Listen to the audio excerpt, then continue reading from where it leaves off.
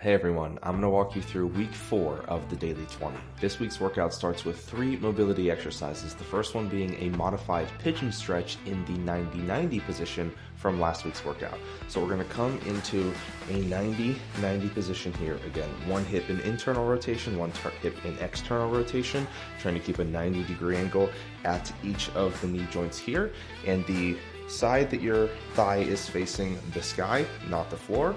What I want you to do is turn into that a little bit, hinge forward at the hips, trying to make sure that there's as minimal or as little bend in the lower back as possible. So keep your chest up high, torso nice and straight, and fall forward, placing your hands on the floor in front of this leg.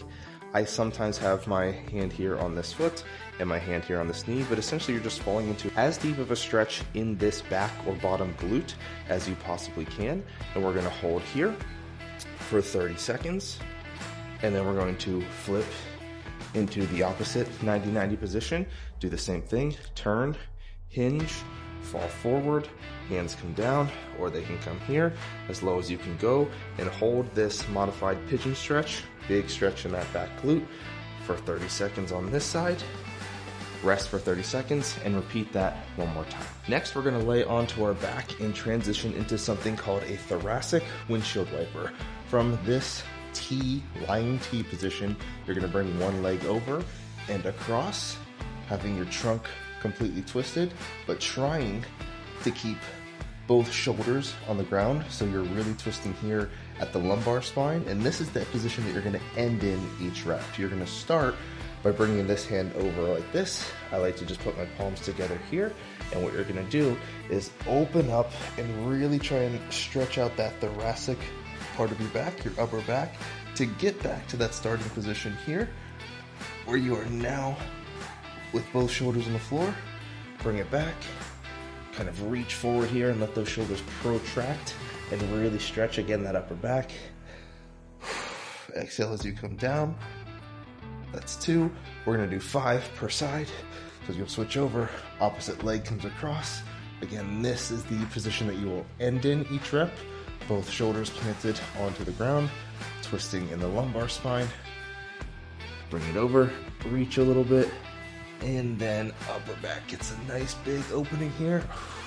Exhale, let it fall, slow and controlled, 5 on each side, 20 to 30 seconds of rest, and then repeat that one more time. Next, we're gonna come up into a hip flexor hamstring flow, which starts exactly the same way as the eccentric hip flexor stretch that we did last week or the week before.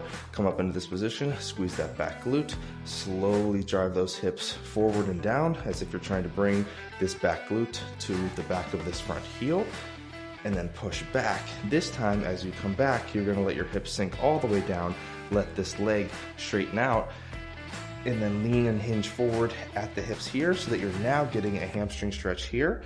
Hold that for a 2 to 3 second count. Come back up, squeeze the glute again, drive that forward, coming down into a big hip flexor stretch of this back hip flexor here, pushing back into a hamstring stretch on this hamstring here. You're gonna do 5 total reps of that on one side, switch positions, and then do 5 reps the other way. Then rest for 30 seconds and repeat that one more time. The final part of the warm-up is going to be a little bit of hopping to get your heart rate elevated a little bit, but mostly to work on some balance and coordination, utilizing 1, 2, 3 hops. What that's going to look like is a 1, 2, 3 hop into the center, and on the 4th hop, you are landing on one leg and trying to hold and pause and balance on one foot, one leg, and then repeating and then landing on the other side after the next 3 counts. So it looks like this: 1, 2, 3, hop. 1, 2, 3, hop. 1, 2, 3, hop. 1, 2, 3, hop. And if you can see, try to do it like this. I am actually hopping on my toes and landing on my toe. 1, 2, hop. And bringing this opposite leg up a little bit, as that's going to require a little bit more of that balance and coordination component with your toes, with your feet, with your ankles. It is a little bit easier to, if you just land on one foot. Still about a balance though. 1, 2, 3, or land off with your feet completely flat.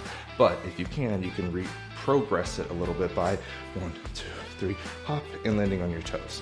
What we're trying to do is 10 hops on each side individually. So 1, 2, 3, 1, 1, 2, 3, 1, all the way up to 10. So 10 per side, rest for 30 seconds, and then repeat one more time. Next, we move on to a portion of the workout called 10-10-10s, meaning 10 sets of 10 reps with 10 seconds of rest in between. So you're gonna do 100 reps of 3 different exercises: push-ups, bodyweight squats, and mountain climbers.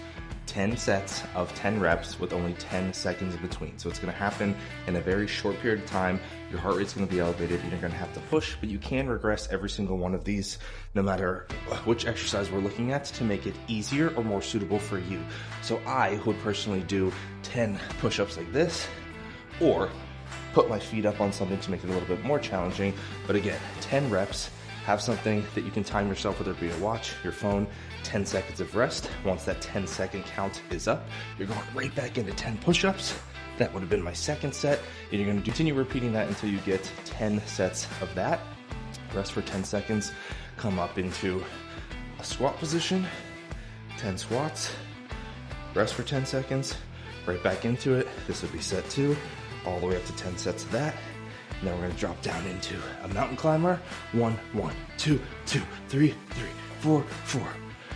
10 reps per side, 10 seconds of rest, come back into it. 1, 1, 2, 2, 3, 3, 4, 4. All the way up to 10 sets of that.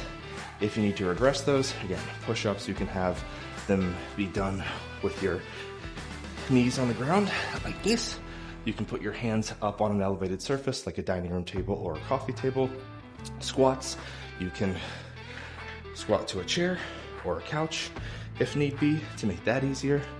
And for the mountain climbers, you can do them slower like this, 1, 1, or you can also elevate your hands on a stable surface, not like I'm doing here. This is just for demonstration.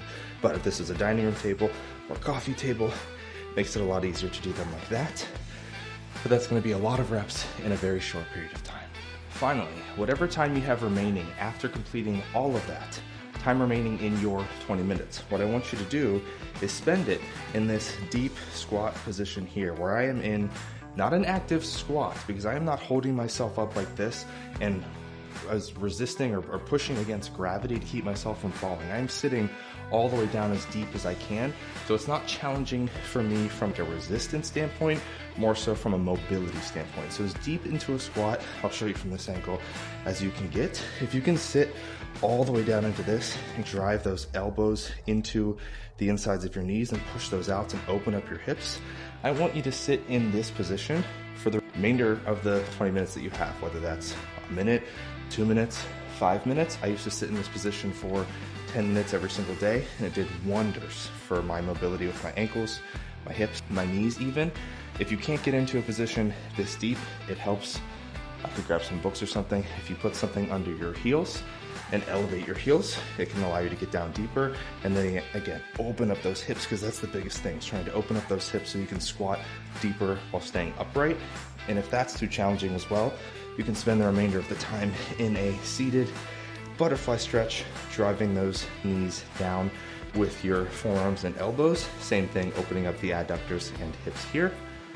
But the goal is to get to a place where you can come into a deep squat like this and hold this for a few minutes at a time. Good luck.